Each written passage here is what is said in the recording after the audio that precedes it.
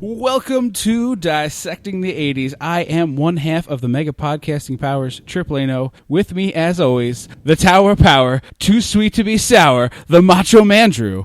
Andrew Leno. We are here today because Adam Sandler has decided to make a new movie. Can we even call them movies anymore? I mean, no. I think they're more like 2-hour commercials. They are definitely more like 2-hour commercials at this point. Although I will say, hashtag hot take incoming, that's what the Marvel movies are starting to feel like to me.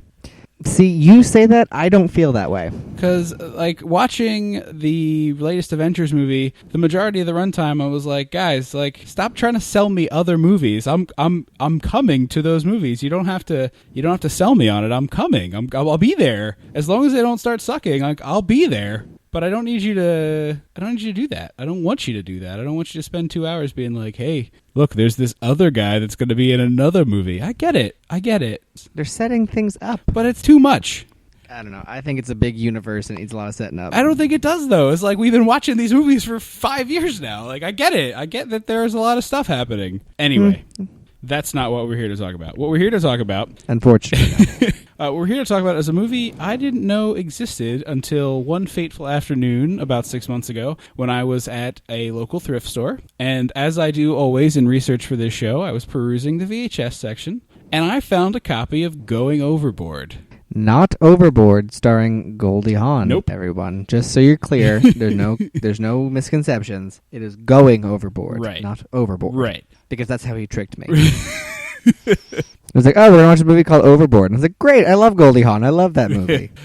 Except it's actually kind of terrible. Like possible stay tuned, by the way. The premise is horrible. Oh, yeah. It's a very, very ridiculous premise that I don't think would fly today. But no, this is Adam Sandler's first foray into film. And honestly, as like I'm saying this is more a factual statement than an opinion. It almost is barely a movie. It's not a movie. It's a series of loosely interconnected sketches, basically, that all are telling like building to the same central endpoint. But the movie itself is basically just a series of sketches with talking. There's no through line. Yeah, no. The loose through line is all of it takes place on the same boat. But there's basically a couple loosely connected stories that unspool over this 90 or so minutes of runtime. And there's zero character development. None. At all. I don't care about any of these characters. And I just kept being like, so when does the movie happen? Right. Like, at what point does this become a movie? Now, I'm going to put the brakes on for a second, because we always forget to do the housekeeping stuff, and I want to do the housekeeping stuff now. So we'll be back to talking about Going Overboard in just a second. But we also didn't go back. Yeah, I know. We didn't get there yet. We're still preambling. So before we get too far and lose the place, I want to do a couple things. So first of all, if you're listening to the show, tell a friend. Tell someone you don't like even. I don't care. Just tell a person. We're turning Dissecting the 80s into a pyramid scheme. You get 2 friends, and they get 2 friends. And we're turning 1. What's that? And we're turning 1. Right. Well, that's I'm getting to that. You're jumping ahead of here on me. Okay, well. So tell 2 friends, and then have them tell 2 friends, and just build us that way. If you have a moment, and God knows you have a moment if you're listening to us, get on the iTunes or the Stitcher or wherever you get us and give us a rating and a review. It only takes you 10 seconds, and it really means a whole lot to us. And as a bonus, I'm going to say this. If you review the show, we will read it on the air. I don't care what you write. I don't care who you are. If you write a review of the show, we're going to read it on the air. To that end, this gentleman didn't review the show. Yes, I did. No, not you. This gentleman whose thing I'm about to read. Oh, the email? Yes, we got an email or a comment on our blog where we post the things, which is dissectingthe80s.wordpress.com, although that's not important. But to that end, to put my money where my mouth is, we got a comment on our episode number... Pi Day. Whatever yeah, that was. I'm trying to see for number 14, Magnum PI, Season 6, Episode 12. It's from a gentleman named Sean. And this is what Sean wrote to us. And I'm not going to make fun of the guy because I think it's a legitimate gripe, and I think he is well written, and he wasn't that mean to us. So, Sean wrote, you guys picked one of the worst episodes of Magnum PI to review, and Season 6 is, worst season of the entire series. Why would you not have watched one of the best episodes instead of one of the worst? If you had done even the smallest amount of research, you'd have read that the writing of the show went downhill after Season 4. As well, you guys are making fun of the voiceover monologues that is one of the film noir tropes, which is partly what the show Magnum PI is playing off of. Film noir mystery film filmed in Hawaii. Also, Higgins is not Magnum's butler. You guys would do better if you did your research before you make fun of things. It makes you sound uninformed. So, thank you, Sean. What I wish Sean had done was said, hey, here's a good episode. Well, I'm going to reply to Sean right now, actually, and I'm going to tell him. Because I was like, that's cool. Like, thank you for telling us that. But what's a good one? Yeah. Because clearly we don't know. Right, we don't. I picked the one that sounded the most interesting based on the description. We picked a carnival. Clearly ineffective. Why would a carnival? Like a traveling circus. So exactly. So I'm legitimately saying this, even though he obviously is not a fan of ours. Thank you, Sean. We appreciate you writing in. I hope you're listening to this episode, and please keep them coming. If you write a review for the show, we will read it on the air. You can write anything you want that it's not hate speech, and we will read it on the air. That is the line I'm drawing. If it's hate speech, I won't read it. But that's it. I'll read it if you call me an idiot. That's okay. I will read it on the air, and you can call me an idiot. That's okay. I won't. I didn't say that. He did. I will read it if you call him an idiot. I will read your comments on the air. So you can read it. Furthermore, announcement number 2. We are turning 1 in a month and a half. Still trying to figure out exactly what we want to do to celebrate. But since Cindy has been the sort of incepting she's kind of like the inception. She's like was like the fifth based on her. dissectomaniac, basically. The fifth. Well, we got Hulk, we got Rancho. Oh, so maybe she's third, and they're fourth and fifth. She's a important part of the team. Is what we're trying to say. Yeah, she's part of the inception of dissecting the 80s. So we want to incorporate her. So we're figuring it out, but we're going to try to incorporate Cindy as best we can. And don't forget when you're thinking, maybe she'll show up when you're thinking of gifts for your co-host. It is the paper anniversary. No, that's true. Yeah, so when you're thinking about what to get me for our anniversary, you remember that it's paper. Year 1. From me or from the audience? Well, anyone, but especially you. I'm getting you a gift. I would hope that you'd get me a gift. It's the paper anniversary. I'm glad you said something because I was not planning on it. Well, that's good. It's good to know that you care. Well, I thought more birthday than anniversary, but okay. It's the show's anniversary. I know, but I think of it more as a birthday. Like, it turned 1. Okay, it's the show's first anniversary. It's sort of the same thing. If someone listening knows Cyndi Lauper and can get her on the show, please. Maybe we should tweet at her. Know. Oh my God. Does she Twitter? I don't know. She's a celebrity. Is that the verb? I mean, she's a celebrity. Or do I just sound like an old man? Celebrity is all tweet, I thought. I thought that was like, if you're a celebrity, you have a tweeter. At I Cyndi Lauper. So. Okay. Is it verified? Is it a check mark? It is. And look, Dissect the 80s is now following her. Is now? Bam. Dissecting the 80s is now officially following Cyndi Lauper. Go ahead and tweet at her. Not now. Well, but I'll send her a tweet. She's never going to read it, but that's all right. Her people might. Well, it's a possibility. Everybody out there, tweet Cyndi Lauper and say, hey, you should go on Dissecting the 80s. Taffy butt. Hashtag taffy butt. So that's how we'll know we sent you. No, hashtag dissecting the 80s. Hashtag dissectomania. Something. Just include at us at dissectomania. Which leads me to my next thing. We're on the Twitters. We're on the Facebooks. We're on the Instagrams. At dissectomania. Facebook.com/dissecting the 80s. And Instagram.com/dissecting the 80s. Or at dissecting the 80s if you use the app. Right. So that's how you can find us. We want your reviews, want your comments, want your ratings. Suggestions. Yeah, whatever you got. Throw it to us. We'll listen. We just read that guy's comment on the air, and he doesn't even like us. Mm-hmm. So that's a long 10-minute preamble to start the show. So yeah, it's been a while. We got to go back, Marty. We got to go dissect the 80s. The mega powers explode. I'm talking about the 80s. Oh, yeah. What you gonna do when Hulkamania run wild on you? Mega Power Team.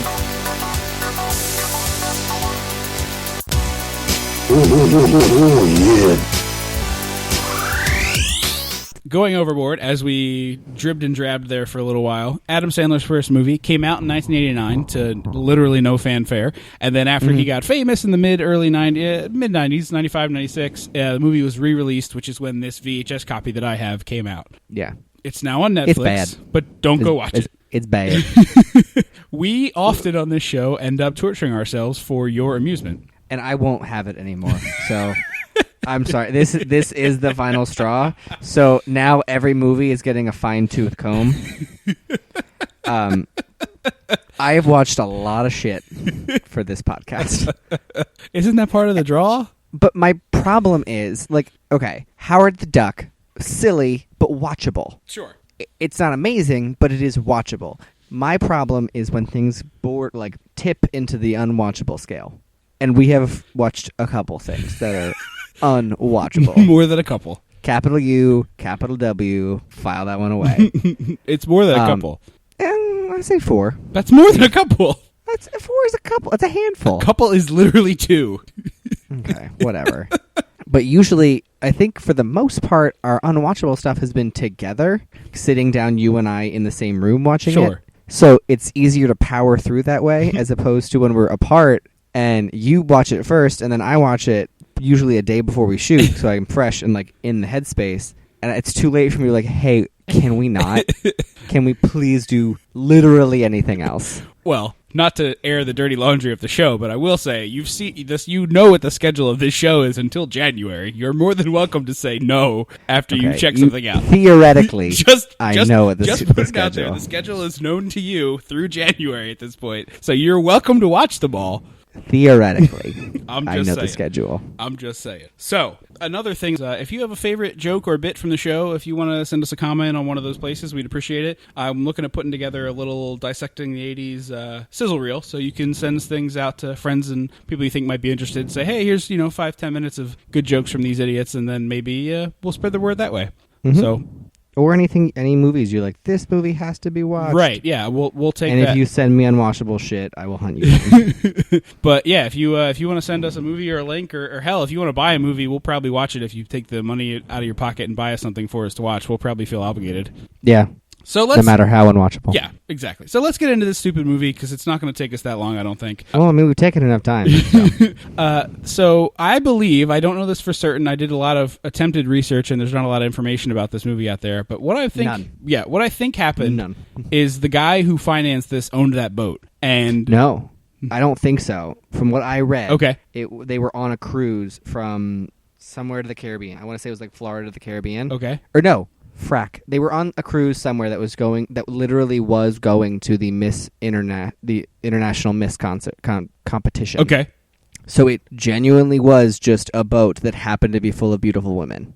And they just happened to be on it and were like, well, get a camera and start shooting? No, I mean, they knew they wanted to film, but they were like, we'll just get on this boat, we'll film on this cruise. And then the cruise happened to be full of beautiful ladies, and they were like, great. See, the thing is, the beautiful ladies are really only in those talking head segment. Exactly. Okay, so they weren't on it doesn't appear that they were on a boat with beautiful women. They were on the boat, but you didn't see them? But the boat, when they showed it from far away, was covered in rust and disgusting. I didn't think it was that bad. It was really, really foul in some of the wide shots, I thought. So I didn't think it was a real cruise ship. I thought it was a guy. No, it's according to IMDb, it was a real cruise ship. Okay, well you did better than me on the research front then. All right, so IMDb, literally the first place other than Wikipedia.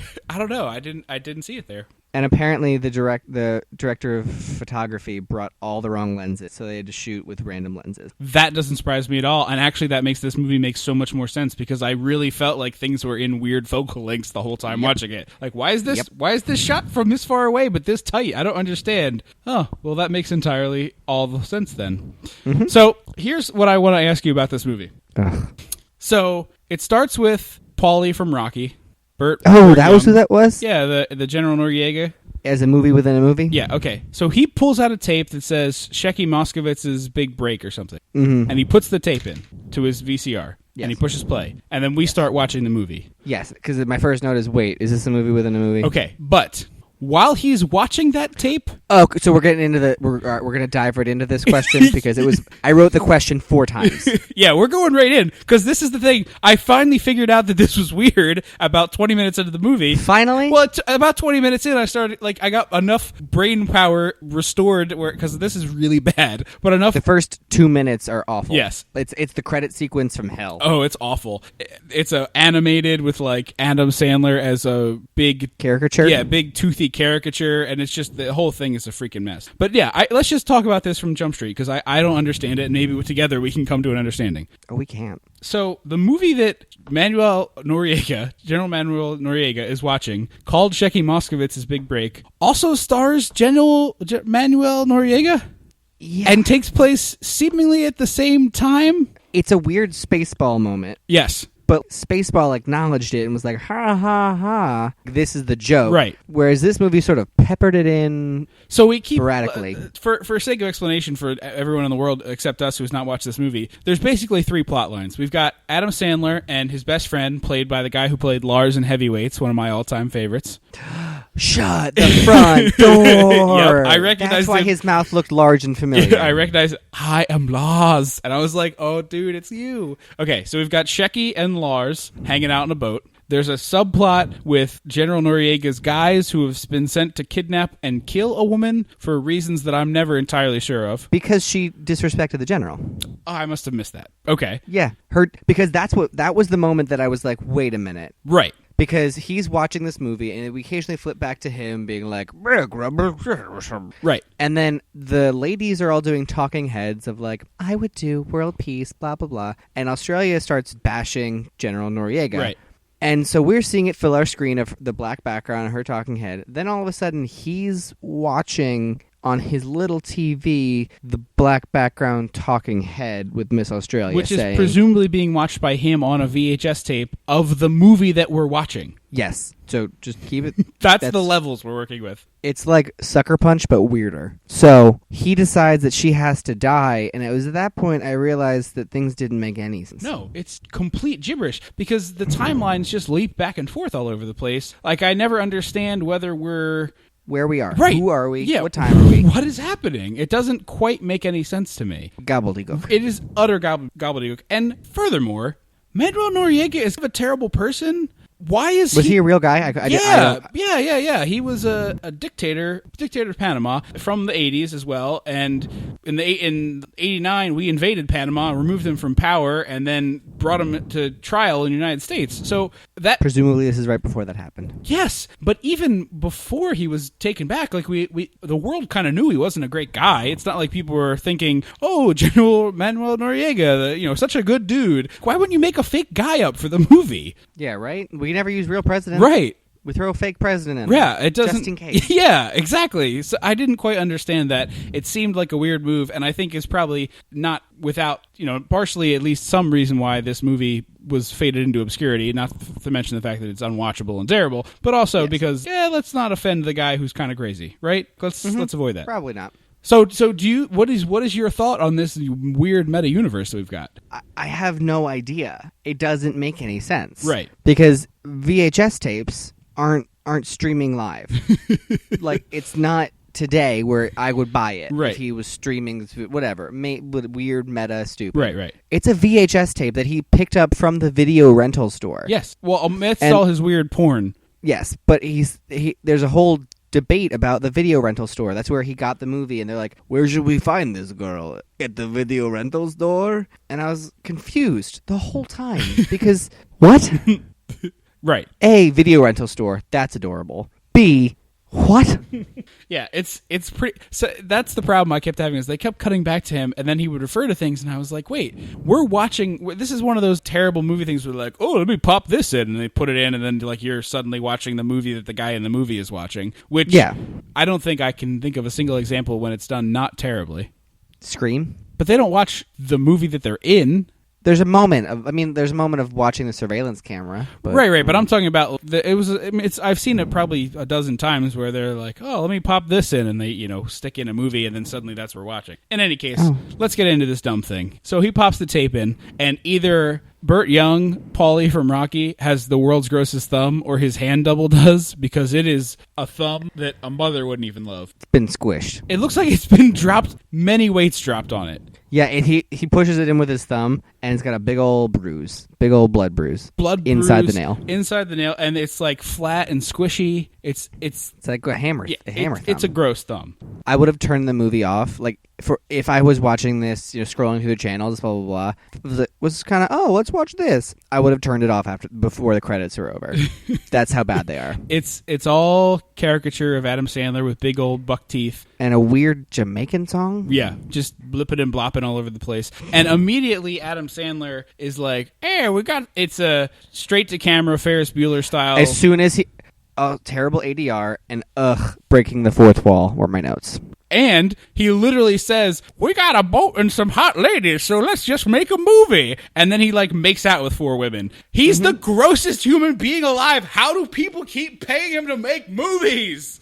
At least at this point, he was fresh and wasn't the worst. Right, but like didn't have the reputation of being the worst. You're talking about a 26-year career as just a gross human. I agree. That man should not have a career. Did you see those pictures of him with Selena Gomez? Did you see the ad that his company put out that Rose McGowan blasted all over social media and her agent dropped? Oh, yeah. Where it was like, come in a push-up bra and nothing else.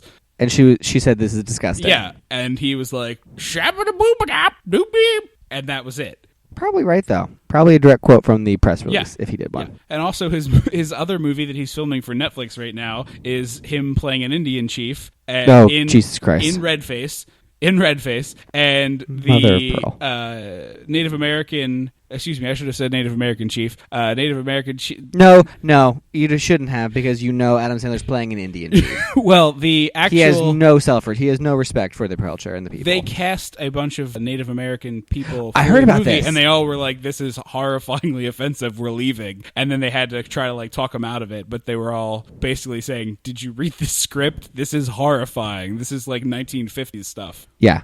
Although we did that with Emma Stone in that Aloha movie, apparently. Yes, but it's less overt than an entire movie where the jokes are, Chief has a big bush and it's a lady with a large bush.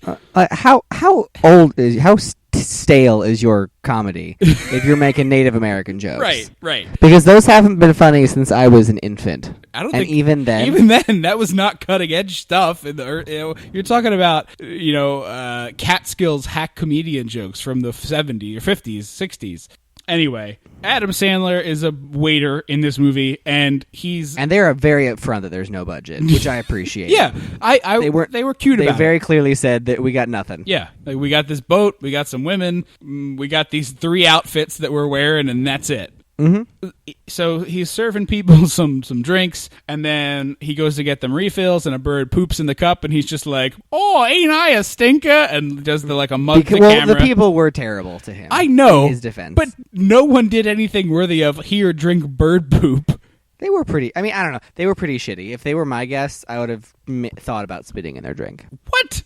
They were super shitty. They were just mean to him about the drinks. It's not like they kicked him in the balls or something. One guy said, "Hey, asshole." So he's kind of an asshole. Have you seen the rest of the movie? Yeah, but they don't know that yet. They just got on the boat. I think they just smelled it on him. I agree to disagree with this one, because when you just get on the boat, you don't know the people who work there. Please don't spit in people's drinks, and please don't admit to spitting in people's drinks on an internet. I never have. Well, please, that's disgusting. Never mess with somebody's food. That's disgusting. And if you're an asshole, you probably deserve it. But don't mess with people's food. That's beyond the pale. Anyway, we meet Lars, and at this point, we're about 8 minutes into the movie, and I wrote for the first time, boy, this really sucks. Yeah. I remember thinking, maybe half an hour has passed. No, it's been 15 minutes. And then we see the current comedian on the boat. Who's basically shitty Andrew Dice Clay. He's about as funny as a current Adam Sandler movie. No, he's worse. You think? Oh, yeah. He tells very Andrew Dice Clay, like, "Oh, and then I took a mom out to the back porch while she wasn't looking, and I did her too. Oh!" And everyone just eats it up like it's the greatest thing in the history of the world. Fake laughter, to me, is one of the worst things you can have an actor do. Yeah. It's so difficult and weird. It is. For no reason. It's really hard. I don't know why it's so hard to pretend to laugh, but it is. And that's what 90% of this movie is. Yeah. Is extras pretending to laugh, and the guy with the big mouth who was in Heavyweights laughing. Yeah. And nobody Way can act too long. at all. Nobody. There is not one good actor. Wait, hang on. There was one. I said one lady was, and now I can't remember who. Did I write her down? Keep talking. I will find her. I'll just wait. It's easier to cut.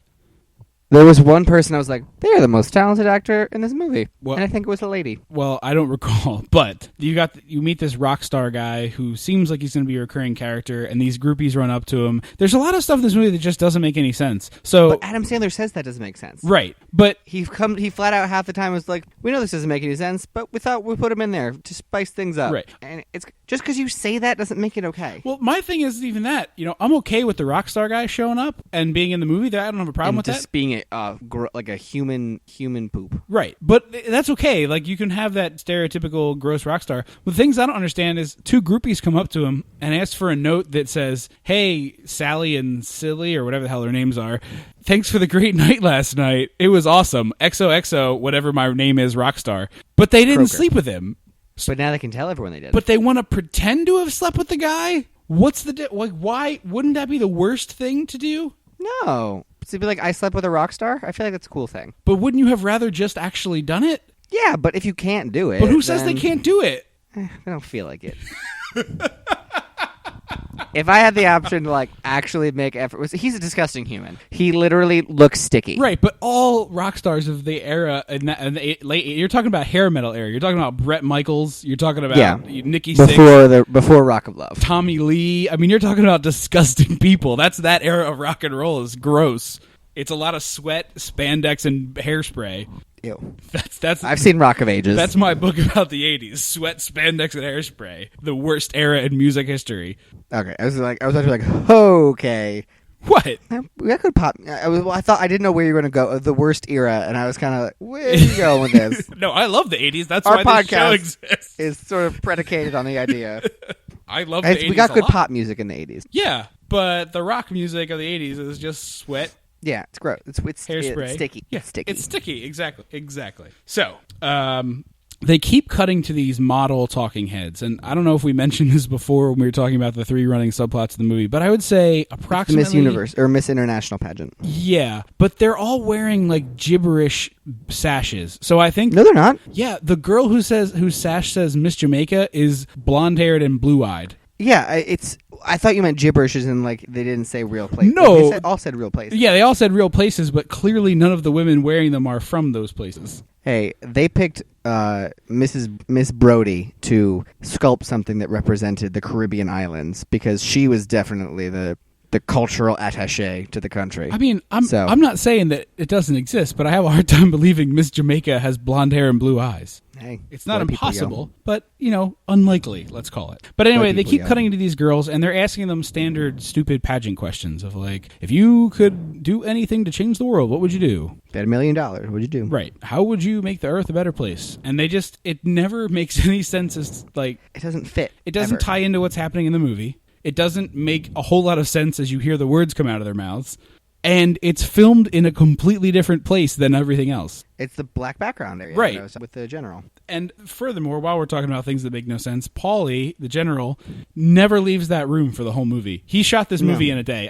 I would bet any amount of money in the world on it. He shot. Oh, for sure. He shot one day. He did all of He's the scenes. in the movie for 30 minutes total. If that. So, yeah. And he did it entirely. He's only in one. He just changes clothes and he sits in the same chair. He never even He got a stands day up. player.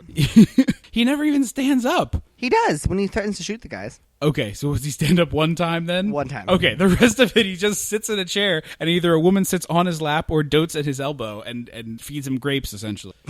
It's very, very, very weird. That's what I wrote after the Talking Heads here. This is a bizarre artifact. I don't know if I would even call it a movie, but it's a very strange depiction of a certain period in Adam Sandler's life. And I would love to hear him talk about this. Apparently he doesn't. I'm sure. Like, it's not even... Like, if you go to AdamSandler.com, this movie is not listed in his filmography. I believe it. Because it's barely a movie. And it was clearly made, like, threw a few bucks together, and, we'll see what happens. I think Wikipedia said 200,000. I would believe that. I think it's even giving it much. Yeah, I mean, maybe 250. I mean, the boat rental probably wasn't that cheap, but beyond that... I don't think... Like I said, I don't think they rented the boat. I think they just got tickets for a cruise. That seems preposterous, but I guess it's not impossible. Cheaper, too. Sure. So we get our Alan Covert sighting, I'm not sure how you pronounce it, but that is Adam Sandler's buddy who's in all his movies. I don't know if they met on this, but I would like Who is him he? to do. He's the bartender downstairs when Adam Sandler gets punched. Oh, the weird kind of gay one? Yeah, he's in all of Adam Sandler's movies. He's the lead in Grandma's Boy. I never saw it. Have you seen any Adam Sandler movie? I've seen, like... Billy Madison? Yeah, he's those, yeah. Yeah, It's been a while. he's one of his lackeys in Billy Madison. Oh, got it, yes. Yeah. Mm-hmm. Not Norm Macdonald or that other guy. Yeah. Yeah. So he's in all of Adam Sandler's movies, and it's also his first movie in addition to Adam. So I wonder if this is where they met. Mm-hmm. Really? Adam Sandler is going to admonish someone for fart jokes? Because he's like, well, that guy's the kind of guy who probably farts on stage and calls it a joke. And I was just, yeah, that's what you do. That's you. You did that. You've done that for 26 years. Literally I told just you made that. fart noises. Someone just said you were queen of the gays. I told you that.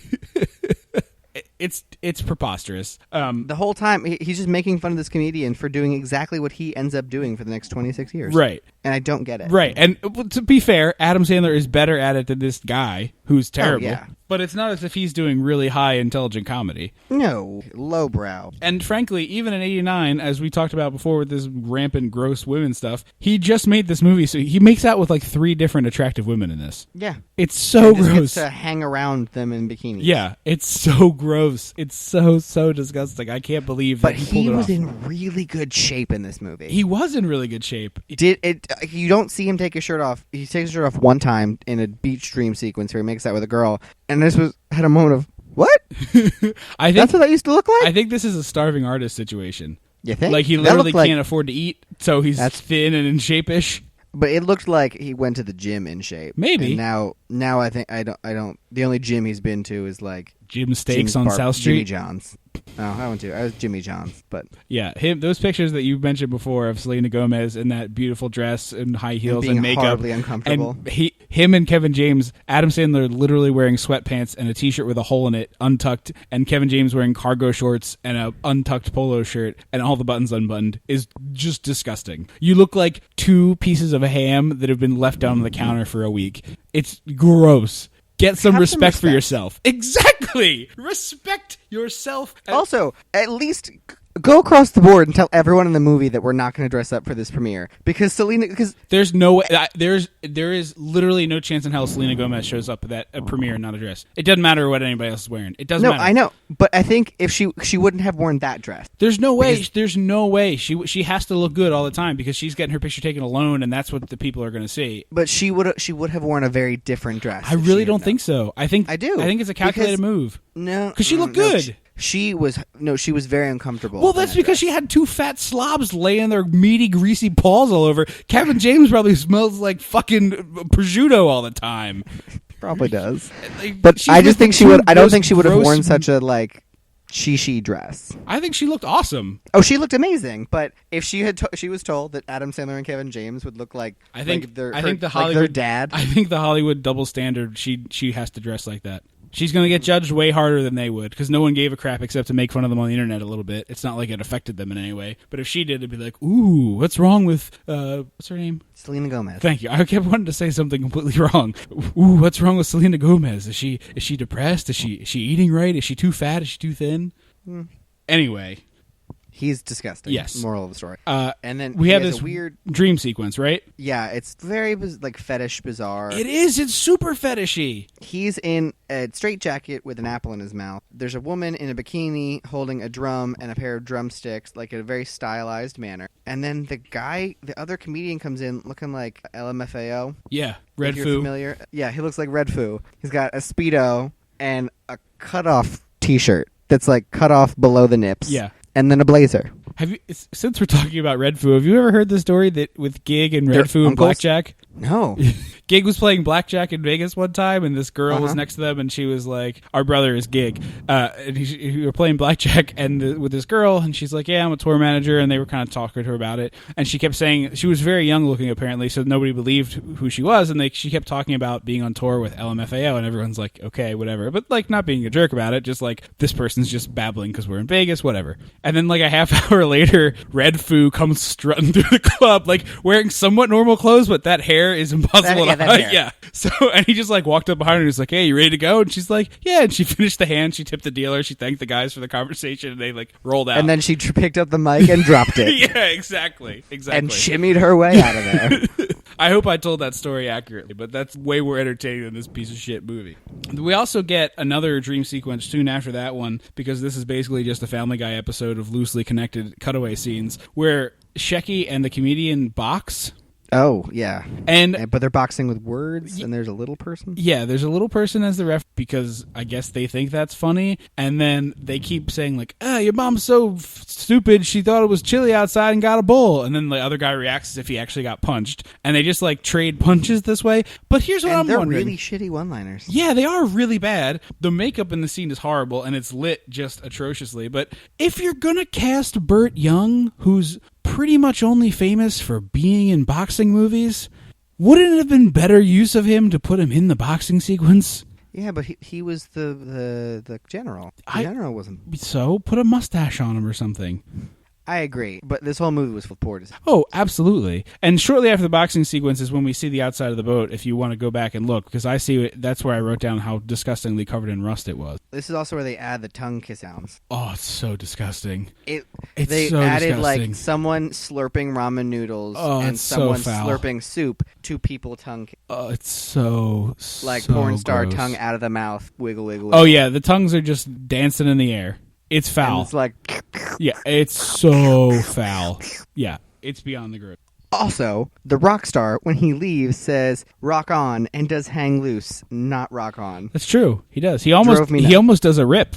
Yeah, for a second, and then it's like he forgot which one was which. Yeah. And so he just did "hang loose." Yeah, he does like a rock up into hang loose, and it's sort of in He does it. between. I love rip. you into rip. Yeah, into rip. Into hang loose. Yeah, and I was so excited. I thought Rip was going to show up because if you do the Rip sign 3 times in a movie, he just appears. He does. But I worked at Rock and Roller Coaster, and that is one of my biggest pet peeves was people constantly doing hang loose, even though we're all literally every one of us at the ride is making that rock on symbol. Right. So many people are just like, "Hey, hang loose," or like, "I love you" in sign language. Like, that's really sweet, but put the thumb away.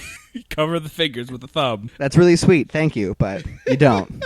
At this point, the comedian whose name is Dickie disappears, gets locked into the bathroom somehow. No. This is he has to ask him if he can. Did I skip something? Go ahead. He wants to ask him if he can open for him because the ship captain will not hire him as the comedian. That's right. And so his for some reason decides that if he asks Dickie will say yes. Don't know why he thinks that. No, I don't know either. Because in a scene that takes way too long, Yes. he keeps asking to be the opener, and Dickie just keeps tearing him down. Right. And it goes on for several minutes of, well, I don't think I'm asking too much. You're fucking stupid. Shut up. Yeah. But I don't mean to ask a whole lot. Just gonna open. You're a fucking idiot. I don't care about you. Yeah. Well, I don't mean to stop. I get that you're trying to do the scene like Mikey and Swingers, even though that movie won't come out for 4 more years, where he just keeps talking on the phone. But what you're doing is annoying the audience a lot. Yeah. I'm really pissed now. Shh. You dum-dum. Stop talking. It's okay now. It's all okay.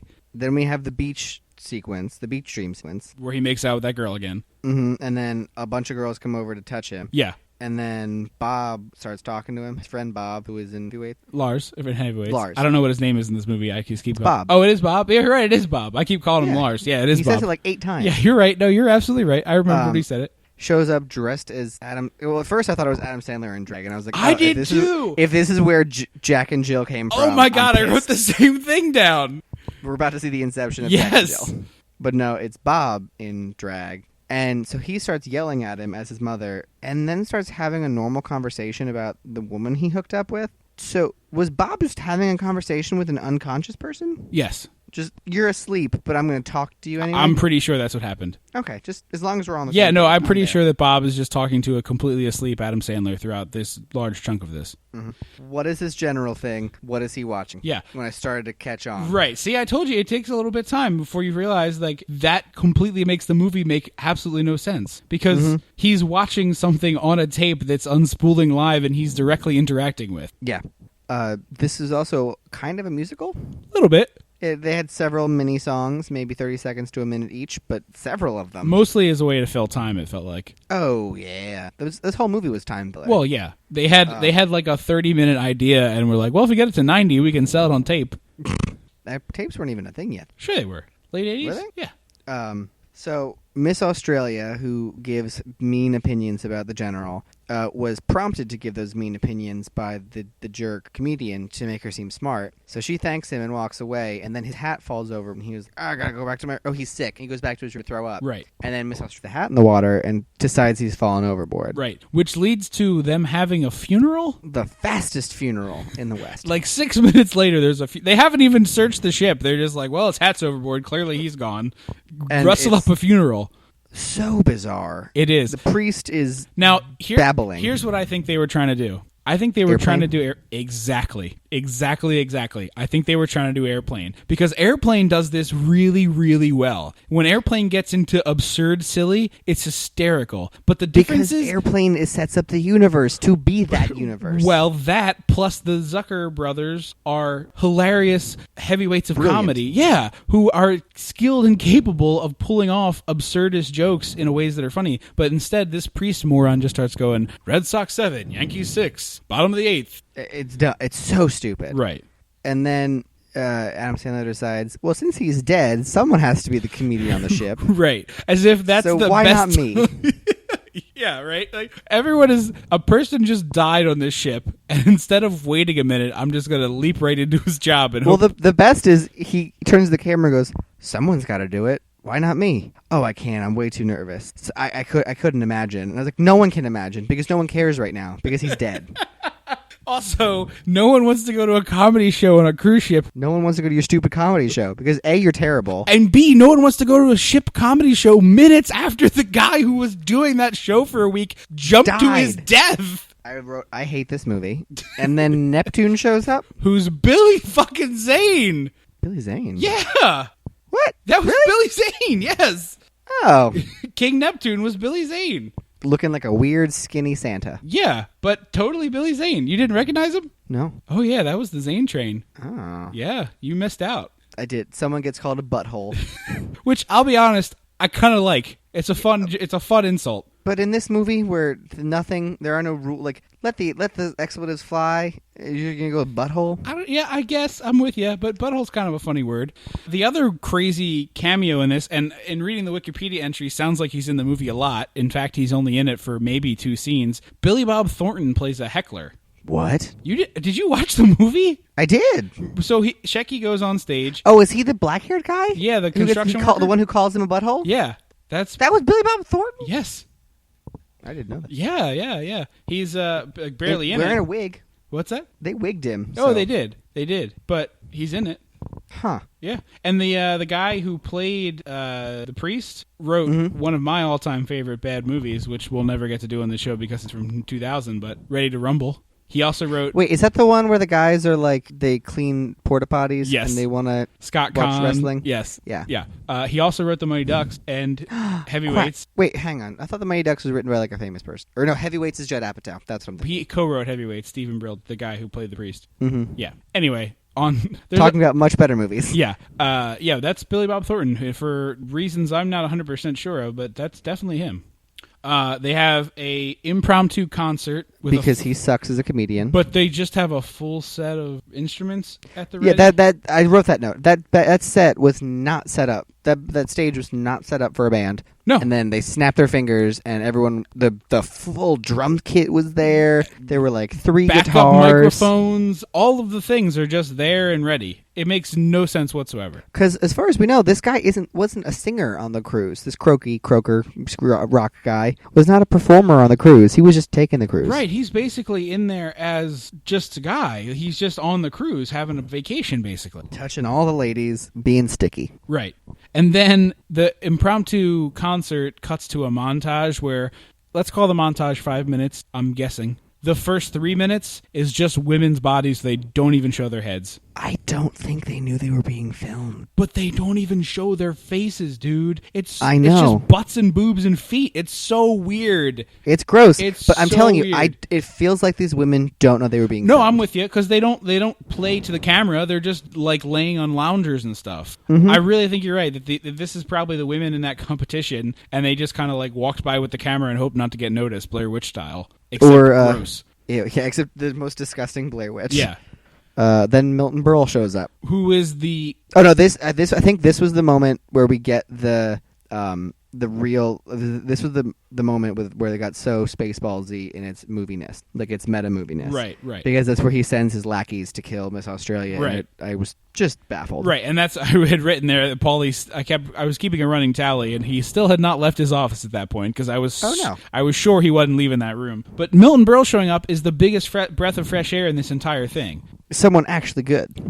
I bet you he wrote all that dialogue himself on the day. Mm-hmm. I would be. He probably didn't even write it. He probably was like, Yeah, I got this in my head. Yeah, I would be stunned if Milton Berle didn't just come up with this stuff, zip zap zoop, making fun of Adam Sandler, crushing him. And honestly, it's the best performance out of Adam Sandler I've ever seen because he just shuts up and smiles at being in the same room of someone who's way better than him. And like utter awe of the comedy. Right. It's a really nice moment. Yeah. In this shitty movie. It is. It reminds me of our parents have been really into these Dean Martin roasts lately, which are dated in ways that are pretty offensive. But, horrible. But the funniest part of them is watching Don Rickles get up there and murder everybody in the room. And everybody in the room is, there's just a plaster, just shit-eating grin on their face, just thrilled that Don Rickles is going after him. And he just goes like, he literally will go, it'll be a dais down with the line 10 people, and he'll just look to his right and go, bam, bam, bam, bam, bam, bam, look down, look to his left and start at the other end and go, bam, bam, bam, bam, stack his note, tap his drink on the gavel, like a gavel, and walk off. And it's just like, done. You're all Rickles. Rickles out. He's incredible. And Milton Berle is that good at this. Mm-hmm. He's just nails it. He comes in, it's like 3 minutes, and it's the only 3 minutes of this stupid movie that's watchable. He might have been the one I said was really good, but that doesn't make sense because it's obvious. I don't know. So and then I wrote, OMG, 26 minutes left. Kill me now. Yeah, and about 17 or 18 minutes of that is taken up by this hijinksy, cartoony chase sequence. Oh my god. It's so they spent, absurd. but before they get into the hijinksy stuff, I guess it's the start. The two guys that the general sent to kill Miss Australia come in. One of them jumps face full in the camera and says something, then sidles out, and the other one pops in, and they pop in and out each other like full face frame, Right. for 3 minutes, just talking at the camera. Yeah. Stop. Yeah. Stop. This isn't funny. And they keep stepping on each other's lines too. It's really, really weird. Mm-hmm. They take off. They drive on a boat for a while. They get to Shecky's boat. They come aboard, and then they try to take over. So And they try and find Miss Australia. Yeah, they try to kill Miss Australia. Excuse me. I'm getting this and Captain Phillips crossed up in my brain. Apparently, I wish that would be a hell of a crossover. I'm the captain now. Zoopity boopity. Oh no, I'm picturing I'm the comedian now, and then Adam Sandler's like shoo-boopity boo, and they just shoot him in the face. I want to watch that movie so much more than this movie. It's not even a movie; it's a Oh. 3-minute YouTube clip, and I still want to watch that more than this 90-minute. That's amazing. Bullshit. I want to watch that. Can we make that short film? I wish. Can we call that guy from Captain Phillips? Is he busy? Yeah. What is he up to? He probably is a little busy now. Well, let's Spending his money. Let's see if we can get him on the horn. Funny or die. What are you doing? Yeah, right. So Adam Sandler's like, because they keep calling for Miss Australia, and Adam Sandler's like, oh, she's a little shit. She was really mean to me. And then she pops up in the same lifeboat he's hiding in. Is like, you shouldn't talk about people behind their back. And he's like, you're the worst though. Also, Like, I you're a just said bitch. facts. You were mean to me. Uh-huh. And all of a sudden we have to save her life now? No. Why? No. She's not been redeeming. No, No at one's all. been redeeming. If everyone in this movie got mowed down with a gun, I wouldn't care. But it leads into like Benny Hill. straight up Benny Hill cartoony sequence because Adam Sandler has had a conversation with Bob. Should I wear a green shirt or pink shirt? A green shirt or a pink shirt? And the joke is that there's literally only 3 shirts he wears in this entire movie, which is his work shirt, the green shirt, and the pink shirt. But he's wearing one shirt while the chase starts, and then at one point they like hide behind a wall and they're catching their breath, and he's wearing a different shirt. And she asks him a question about it, and he's like, "Oh, I think it makes my eyes look better." And then they like cut away and cut back, and he's wearing the other color shirt again. Yeah, poorly established jokes. I don't even know if that qualifies as a joke. I think they tried to make. But it's failing on every measurable aspect of what makes a joke a joke. I agree. But like, just because you try and make a cake, like you can still say I tried to make a cake, and it's just you pooped in a pan. You still tried to make a cake. I don't think that counts as trying to make a cake. I'm sorry to say. So they have this torturously long sequence where they're running and hiding and running and hiding and running and hiding, and it's go free, like pop up over here and then duck down, and the bad guys pop up and then duck down. I want them all to die. It's trying to be Scooby-Doo without any of the tact or knowledge of this is only funny for a minute and a half, so let's only do it for a minute and a half versus, oh, we'll just do this until we run out of film. All caps, why isn't it over yet? Because with 14 exclamation points and question marks, each word underlined. You know what I bet it was, truth be told? I bet they had to hit a certain minute runtime in order to get the distribution deal that they got. Oh, I'm sure. And this is the moment that I realized that there's individual states in the Miss International pageant. Right. That's why I'm saying that's what I meant before when the things make no sense, because you have Kentucky, Iowa, Rhode Island, Jamaica. Canada, Australia. It's just ridiculous. Unless we really stack the deck in this pageant. I mean, America is the greatest country on earth, so... I mean, yeah. There's a man in a banana costume at the end. The evil guys, the bad guys, decide to do stand-up comedy. And everybody loves it. For no reason. It's just to make everyone's totally on board with this. I was really hoping that they were going to be really amazing. Yeah, that would have been funny if they actually were they hired 2 talented stand-ups to be the guys, and instead of just like 2 dudes off the street who've never told a joke before in their life. Yeah, right? So then, what's-his-face comes out of the bathroom because he's been locked in the bathroom, and he's instantly rude because that's the only character. Right. You know. And how long is he supposed to have been locked in the bathroom? A day? A couple hours? That's what I'm trying to figure out, because... it's been at least a day because he was the comedian. Right. For a night. And now it's a day. Right. So it's been at least a day. So an entire day went by, and no one on the entire cruise ship tried to use that bathroom? It was his personal bathroom in his room. Wasn't it? The maid didn't check? Nobody went looking for this guy? I mean, I realize I'm talking about logic in a movie like this, but... You're talking about logic in the movie where the hat in the water was enough to call a funeral? Right. But I was under the other assumption he was only in there for a few hours. But no, you're right. It's at least a day. Okay. Just end it already. Right. No, instead what we get is he comes out and he's like, "Oh, who's telling jokes on my boat? Oh, this is my boat, you sons of bitches." And everyone's like... He says motherfucker a lot. He does. And everybody in the crowd goes, "We don't like you anymore, Dickie." And then the 2 terrorists literally throw him over the boat. Mm-hmm. And everyone cheers. Yeah. It's an actual murderer. They loved him. Everyone loved Dickie in the beginning. And now, for no reason, they hate him. That's why I was wondering how long he was gone. Like, these people have goldfish memories. They do. Well, they're in this movie. That's true. But they also, like, hoot and holler and cheer at a man being thrown to his death. They threw him a life preserver. Still. They threw him over the edge of a boat in the middle of the ocean, and everyone's just like, yeah.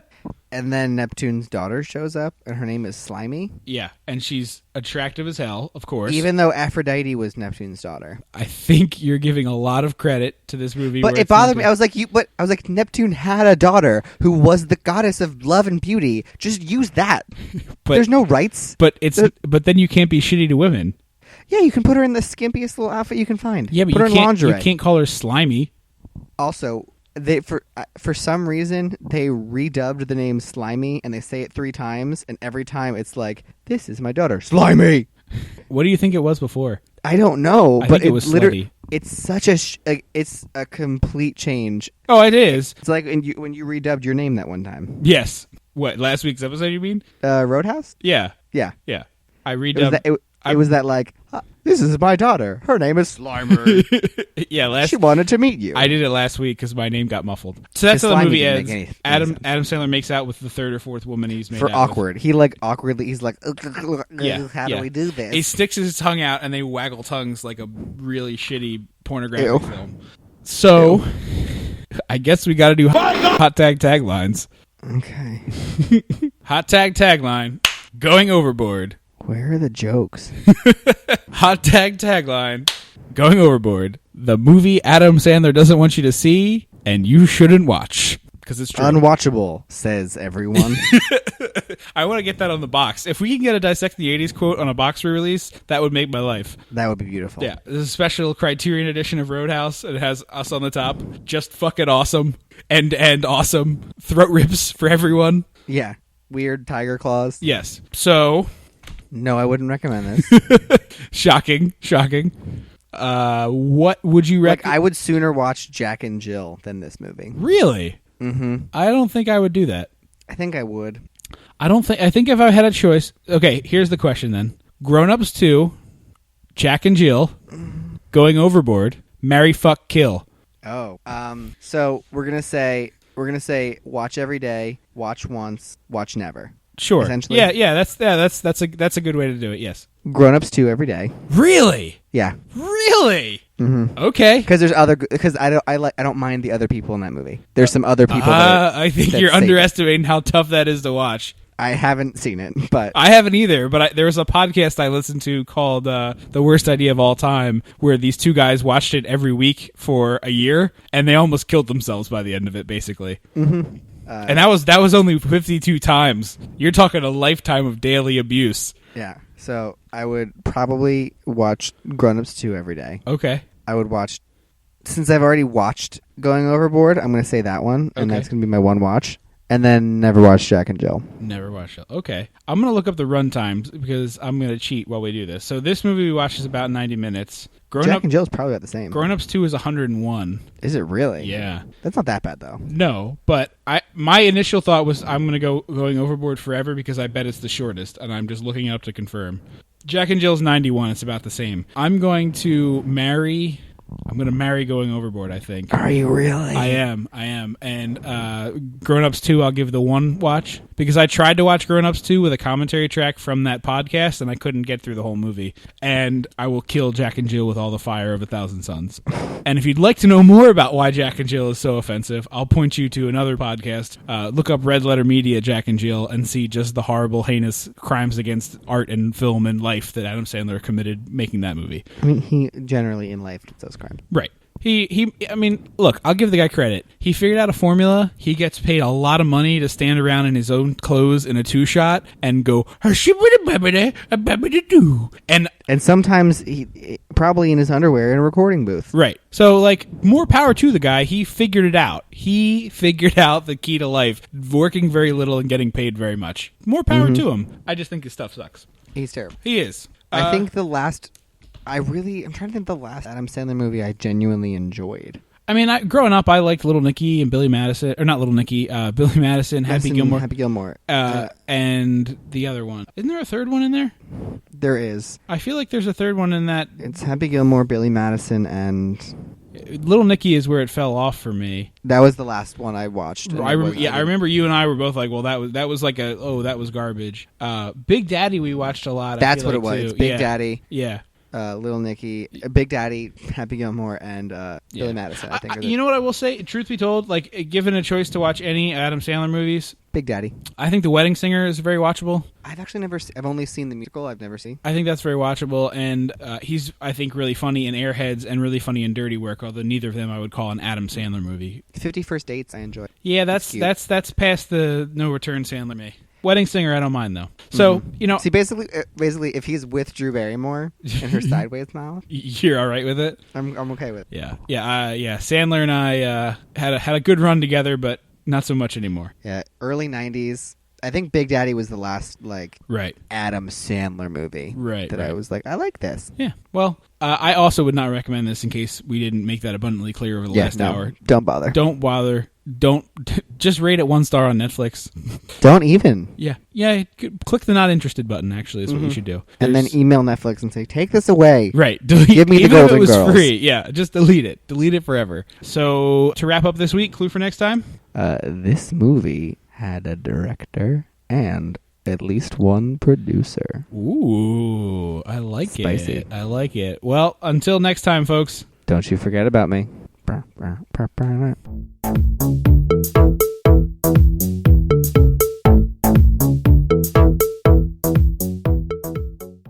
Minutes after the ship's comedian. 1 second. What? Yes. Sorry.